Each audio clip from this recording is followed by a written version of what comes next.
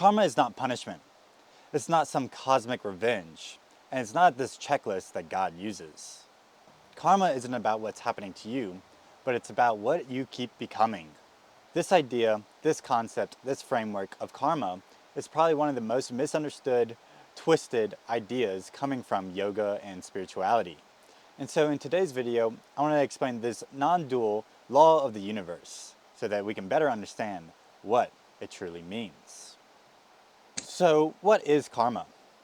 It's the law of action. The word karma means action. So from the Sanskrit word karmayan, which translates to deed or action. I think this right here already paints the picture of how karma is already miscued so easily, because this is a law of the universe, the law of action, and it's not this modern trap of some type of fate, punishment, or cosmic scorekeeping. It's very common in the Western world for someone to really use karma as this cosmic scorekeeping, saying stuff like karma's gonna get you, or that was karma, from doing some type of negative deed or good deed and then getting it in return. While there is a law called law of attraction, where your frequency does magnetize your experience, the law of karma plays a different role while it is intertwined, of course. And so we can also look at this as the law of cause and effect. Every action sets a force in motion. This is why it can get very confusing, because obviously your karma, your action, does have some sort of effect in this reality. And so maybe it is karma that allows you to have these certain type of experiences. But it is really important to not think of it as some type of cosmic scorekeeping, but really more just how you act, how you embody is more important. The origins of karma come from the Rig Veda, which is 1500 plus BCE years ago. And karma was really understood as a ritual action, the right, or producing the right results. And then in the Upanishads, karma is expanded from just ritual into ethics as well. So action tied to rebirth. We'll talk a little bit more about this idea of the rebirth later in this video, but let's really jump into what Buddhism reframes it as the intention. This is the real karma, not the act itself. I think this is a very important concept and idea about it. Really, your intention behind all your action is what really creates good or bad karma. You can do a good deed with selfish intention, which is really just bad karma. You really want to do things out of devotion, out of good karma, out of good intentions. And this is what really creates a great cycle of karma. Now in the West, around the 19th, 20th century, theosophy imports the word, and then in pop culture eventually flattened it into fate. But if we look at the Hermetic principles, we can see one of the laws of the Hermetic principles is the law of cause and effect, which is the law of karma. So we can see that it doesn't just come straight from yoga, but it is just a spiritual understanding, a natural law of the universe. So let's kind of start getting into what karma really is and how we can understand it. So really, we can think of this idea of the web of karma. Life is a forever connected spiderweb of energy, the quantum field. So every action, thought, and word sends a ripple through the whole web. This is really just showing the interconnectedness of everything. Nothing is separate, and so any action you have creates some sort of ripple effect in this reality. We can kind of think of this idea as the butterfly effect, a very common idea of if you went back in time and just moved one butterfly or took out one butterfly, that would create such a crazy ripple effect in the future. So reacting to life is like pulling a rubber band. The harder you pull, the harder it snaps back. So the goal is response. This is really how you dissolve karma, or really able to transmute certain karmas, certain actions that you're doing to actions that you want to actually create. This is a very important aspect of all the spiritual path, is learning to respond and not react. So really, to reiterate, nothing is isolated. Cause and effect move through relationship, not a straight line. We'll be repeating this over and over again, really understanding this idea of cause and effect, and there is no separation. This is why I like the concept of the spider web of energy. If you touch a spider web on one side, the spider will sense it throughout the whole web, but also it's all interconnected to the rest of the web. And so let's touch back about that law of attraction concept because it's important right here. You do not receive karma from outside. You meet the ripple you already sent. Your vibration, your state of being. What I mean by this is this relationship between the law of attraction and the law of karma. Depending on your state of vibration, depending on your state of frequency, depending on your mental state, it's what attracts, what creates your reality. Also, the state of your being is how you're going to act in the world. So it's also going to create that ripple. So you can kind of see how the law of karma, of cause and effect, creates this magnetic frequency of the law of attraction. And so the more you act in good karma, the more you're going to receive the reality that you want to create.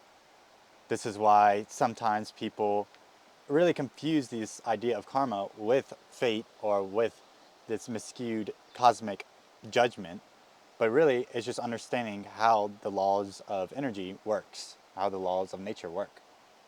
So in the Vedas, they actually split karma into 3 categories. Sanchita, which is accumulated karma. This is the full storehouse of every action across every lifetime, and it's not yet activated.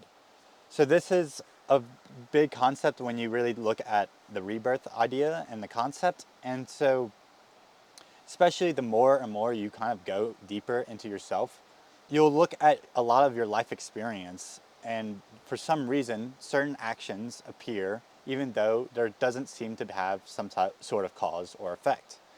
So this is kind of really understanding this idea of accumulated karma, kind of bank or filter of karma that you receive before you enter into this reincarnation. It's kind of just your curriculum, some would say, what you're going to learn based off of your past reincarnation. We'll dive into this a little bit deeper when we talk about reincarnation later in this video. The second karma idea is prarabdha, which is the ripening karma. This is the portion that's currently active, shaping this body, this life, this circumstance. While the accumulated karma is this giant storehouse of all karma, you can kind of even think of that as the collective karma, the collective consciousness karma. This one is kind of your individual filter, the one that's currently being activated in this reincarnation, in this body, this life, this circumstances. And lastly, kriyanama, or agami, is the last karma. This is the karma being created right now through today's choices and feeding tomorrow's prarabdha. So this is the karma that you're really actively working with. This is where being able to respond rather than react can shape this idea of karma, this very specific concept of karma. And so really being able to respond to today's choices, to today's experience, will then create the ripple effect, the cause to the effect of your ripening karma. Portion that is currently active that will shape this body, shape this life, and all the circumstances. Now I want to explain more about the inner anatomy of the karma body. So we can look at this concept from yoga, Sarira Traya, the 3 bodies. So we have this concept of the gross body, the subtle body, and the causal body. With the gross body being the physical body that dies and is left behind completely at death. This is the material paradigm's idea of the body. This is just the physical body, all that we can feel, see, taste, whatever with our senses. But then we have the subtle body, which carries more than just the physical. It carries the mind, the intellect, the ego, the senses, and even deeper, the chi body, the energy body, and the emotions. Then lastly, we have the causal body. This is actually also called the karmic body, made up of the seed impressions themselves, the vasanas, the deep, latent tendencies, and the samskaras, the grooves and imprints, that constitutes your entire karmic signature. And so, through this understanding of splitting up the body, we can see that there's a huge aspect of our experience, of our body, that really creates the filter in which all the rest of the subtle body, the gross body, the mind, the physical, the emotions, the energy, really starts to be created, all stemming from the causal, the karmic body. This is a very important concept, especially the more and more you start dealing with karma directly. And so now I really want to jump into breaking down why karma is not punishment. Because this is the very common misunderstanding of karma, especially in the Western world. Punishment implies a judge. Karma has no judge. It is just the mechanics of the universe, the law of nature. So bad karma isn't a penalty for being bad. It's an unresolved pattern asking to be seen. I think a lot of times when people think of bad karma, they think they did something bad, and so in return, the universe throws something bad at it. While this can obviously happen with the law of cause and effect and the law of attraction, it's better to understand karma through this lens, especially as one of the goals for the spiritual path is to unwind a lot of this karma. And so really seeing this as just unresolved patterns that are asking to be seen, asking to be loved, is very important, because it's one thing to burn all these bad karmas, all these actions that you don't want to do, but to really transmute it, you must see it fully. You must love it fully, and that's when you can transmute it, because you want to transmute it into good karma, into an action that you want to take that is more aligned to your being, your authentic expression, your filter of karma, your causal body. And this is when you can start really feeling the flow state, the more and more you align your karma to your life's path. So what's really important to understand is that suffering isn't proof you did something wrong. It's proof something is ripe to be resolved. It's so easy to get caught up in the suffering, so caught up in the stories, the emotions, and kind of stuck in this cycle of suffering. Once you start to walk the path of spirituality and start to resolve suffering and see the kind of the illusionary nature that it is, it's really important to see suffering as just your attachment or detachment to life. It's not being present in true reality. And so when you have suffering, when you are in the future or in the past, that means there is something ripe in you, something unresolved in your experience that is preventing you from being in the present moment. Something in you that you have not loved something in you that you have not seen and loved entirely. And so karma doesn't grade you on an outcome. It responds to intention and awareness. So I think, especially in the Western world, since the school systems are so strict about this whole grading concept, kind of let that concept bleed into our idea of karma and the cosmic punishment system. But really, it's more important about your intention and your awareness. So the more aware you are, the more intentional you are, the more the actions will appear, the better you're going to respond and not react. If you do a good deed and your intention to be good, then you will accumulate good karma. But if you do a good deed, but the intention was selfish, bad, then you aren't really responding to your environment, your internal environment. You're kind of just reacting. You're kind of just self-pleasing. And so this really deals with how aware are you? How aware are you of the intention you're setting? How aware of you are you responding to your environment? How aware of yourself are you truly? So now let's get into this big topic of karma. I think one that a lot of people really intertwine with karma for good reasons. But just to reiterate before we go into this topic, karma is way beyond this concept. It can still be a very important framework to understand with karma. So that's why I added it to this presentation. And so that is reincarnation. Another way to put it is the soul's curriculum. So like we talked about before, there is this multiple types of karma that we can distinguish and deal with. So we have the karma that we are actively working on. We have the karma for this lifetime, and then we have a greater karma, the soul's karma, the collective consciousness karma. And so reincarnation really plays into that idea. So with each lifetime is a body built to match the karma ripe enough to resolve. So it's kind of like anytime you reincarnate into this world, you are sectioned a certain amount of karma for you to resolve in your lifetime. This is kind of just the role in which the 3D world, Earth, kind of plays. It plays as this soul's curriculum, this soul playground for us to learn ourselves and know thyself better, and kind of evolve our spiritual understanding, evolve our energy and elevate our energy, expand our energy. And so the soul isn't reborn randomly. It's reborn into exactly the conditions its unresolved samskaras require. This is a pretty important topic if you really want to understand reincarnation and the depths that it really does take in its roles with karma.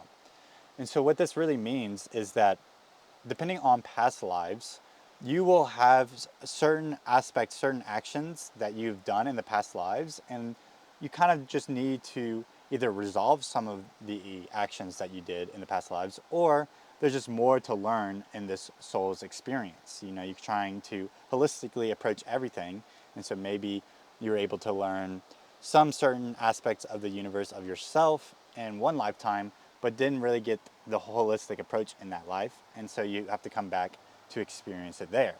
Or let's say you have done some type of bad karma, negative karma in a past life, and now it's up to this life to kind of resolve that karma, that samskara, to really know thyself better and to evolve and elevate yourself to higher planes of existence. So it's not that reincarnation is a downgrade or a second chance at failing. It's just the classroom repeating until the lesson lands. I think sometimes people can really put themselves down that they have reincarnated because they haven't pushed past to the next level that the soul can go to, the next dimensions. And that's not entirely true. We all are coming from the source when we come to this reincarnation. And it's just, we're just trying to figure ourselves out and trying to experience, know thyself further. And so I just really want to reiterate, this is not a downgrade or a second chance at failing. I mean, this is really the Garden of Eden, the kingdom of heaven. In other planes of existence, there is no real self-awareness. There's no duality, so that we can't really understand stuff like beauty without ugly. We can't understand stuff like happiness without sadness.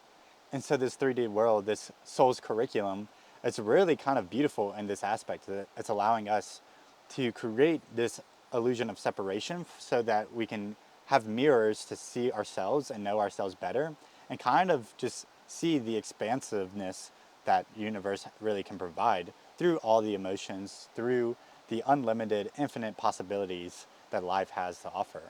I mean, while we are all one unified experience, one unified soul, all of us are uniquely individual. There is no one person alike, because the universe, God, wants to create as much possibility as possible.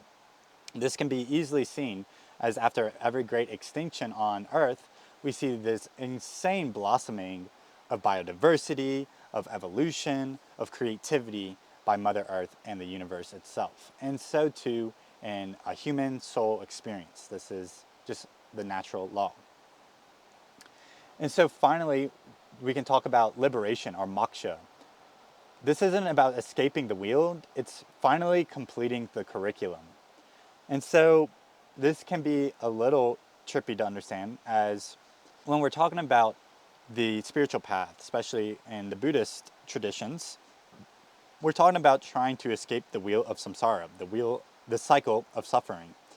While this is a very important concept to really pursue, because what this does as benefits is see the illusionary nature of suffering itself. And so as you approach into the observation state of meditation and see that all of your actions, all of your karma, and all of your suffering is cyclical, is on purpose, is your own creation, is all on purpose, then you do have some sense of liberation. But you'll quickly realize, even though you've dissolved certain karmas, you still need karma to operate in this world. That is kind of the part of the 3D world. And so while we dissolve karma, we are creating space for more action to be placed. This is perfect because, yes, we're dissolving karmas. These are old patterns that just needed to be recognized. But now we can place in karma to help sanction the new earth, to create a more harmonious experience in our life. And this is really the goal of anyone who has gotten to a liberated state, enlightenment or whatever you want to call it.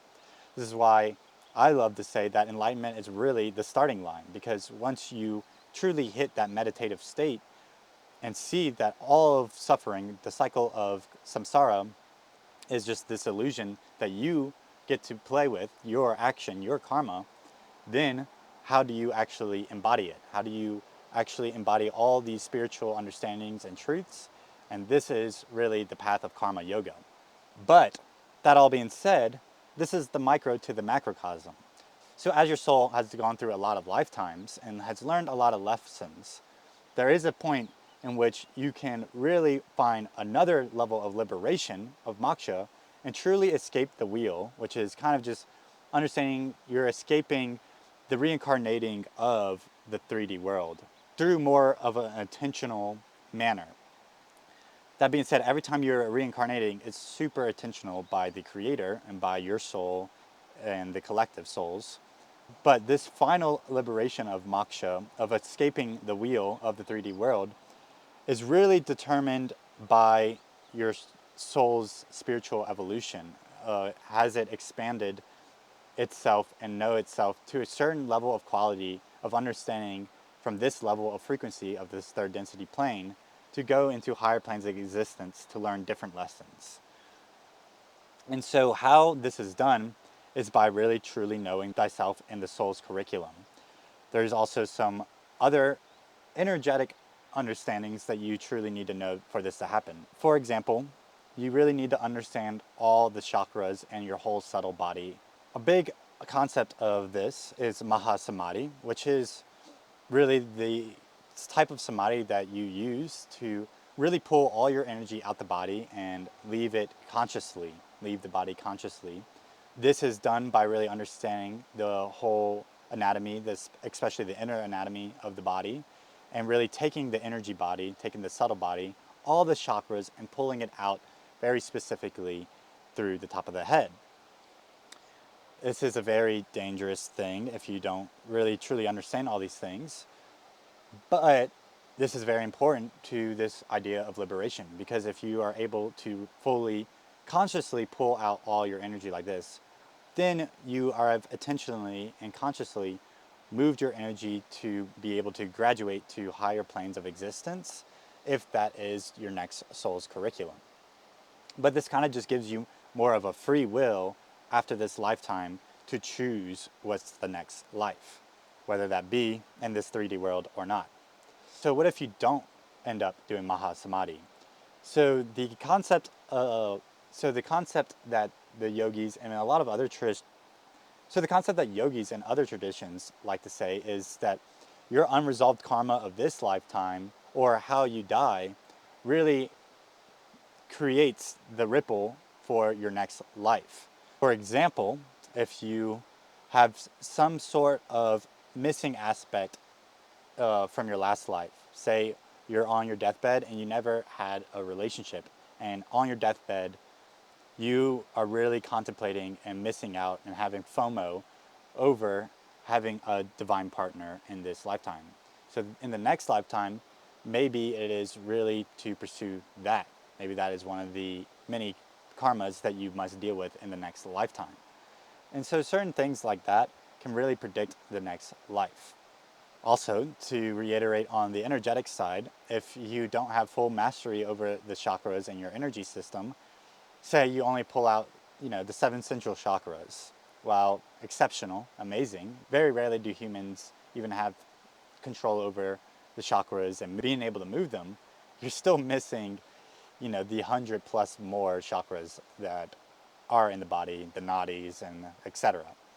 So then you'll really probably have to go deeper into understanding those chakras in the next lifetime, having to go really more niche into knowing yourself in the subtle body.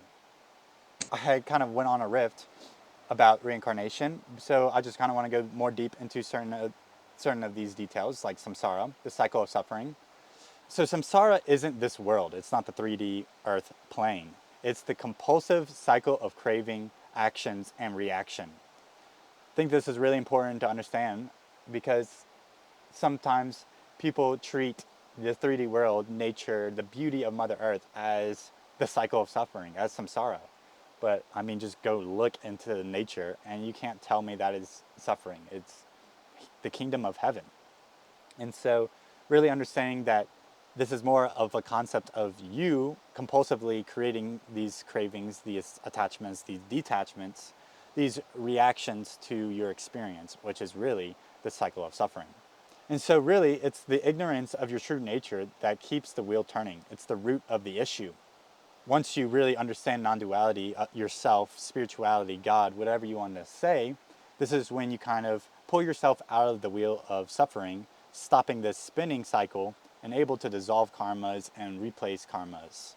This is a very important step. And so every unmetabolized samskara becomes another turn of the wheel. I think this is a very beautiful way of explaining it, especially the more and more deeply you understand these certain concepts like samskara. But like the more you have not really processed a certain aspect, a certain karma in your experience, the more times the wheel will spin, the more times the pattern will repeat until you truly dissolve it, until you'll truly come at peace with it. I mean, how many times have you repeated a pattern? Some life experience has repeated itself over and over again. And even if you're responding better and better each time, there's just even more deeper things to learn. And so that spin, that returning of the experience is that cycle of samsara, is that spin of the wheel. And so suffering isn't the punishment for being on the wheel. It's the friction that eventually wakes you up to it. I think this is a very important idea. It's so hard to really understand suffering until you really escape it. And so really understanding that friction is needed for evolution is a huge one. So many times people really need that suffering, that catalyst, for them to wake up, for them to grow even further. It's not really a punishment, it's more of a gift. It's being able to see the mirror so that you can know yourself better. It's just that harsh reflection that sometimes can be hard to digest. And so we talked about breaking the cycle a bit. You don't escape the wheel, you just dissolve the reason it's spinning. I really like this metaphor for it, as if you're constantly on this cycle, you're getting really dizzy from repeating the patterns of suffering. Once you start to dissolve it, that wheel, that cycle stops the spin. It slowly stops the spin, and you can kind of really orient yourself to create and be a co-creator with life. So spiritual pursuit and practices is how one reaches the end of suffering, breaking free from the cycle. I think this is pretty obvious if you have been on the path for a bit. This is also to reiterate that even once you've hit enlightenment or have escaped the wheel of samsara, you still have so much karma and things that you are going to have to resolve. And so the constant practices, the constant pursuit, the constant exploration of spirituality and yourself will never go away. And so I think a very great framework to really understand how we can dissolve and transmute karma is the 8 limbs of yoga. So yama and niyamas stop new karma at the root, right action, no new samskaras are added. Asanas and pranayama burn off stored charge. The causal body starts to lighten. So this is burning off the karma. Pratyahara, dharana, and dhyana dissolves avidya itself. So it dissolves ignorance. The false lens finally drops. And then samadhi is the wheel's actual stopping point. Nothing left to wander, nothing left to resolve. I mean, time itself in samadhi really kind of stops. Time itself in samadhi can stop. And so when you're really unified with everything, there is no spin, there is no suffering, there is no karma. You are completely unified. The last thing I really want to talk about in this video is how do we integrate all this concept? You may have escaped the matrix, but there's still more to do. I think this is one of the most important concepts in spirituality today, especially in the spiritual community, because so oftentimes we're trying to escape the matrix, escape samsara, escape the 3D world's matrix and all these things. But really to do that, you have to transmute your karma. This means you still have karma to deal with. You just want to resolve all these old patterns that do not serve you and create more alignment with good karma, things that actually suit your divine expression. And so this is important. Enlightenment is the starting line. You have so much more to do. You cannot just operate in the world of form without karma. And so while the spiritual practices once taught to burn karma, you must also learn to build it. What I mean by this is learning to be a co-creator of life itself. Once we understand all of this, we can understand what the Buddha really meant by nirvana is samsara. The cycle of suffering, the wheel of samsara, is actually the key to liberation. It is being in this 3D world that is the liberated state. The more we can get in touch with this life, the more freedom we'll find, the more deeply we'll experience nirvana. And so, like I keep reiterating in this video, this is the Garden of Eden. This is the kingdom of heaven. This is nirvana. So it really is just, what is your state of being? Are you intimate, attentional, and conscious of all your experience? The more deeply you can go into those, the more deeply you'll fully feel your life, which is nirvana. And so lastly, you are not the victim of karma. You are the author of it, the co-creator of the myth of your life. That's it for today's video. Like, subscribe, leave any comments, questions, or topics that you want me to talk about. Until next time, peace.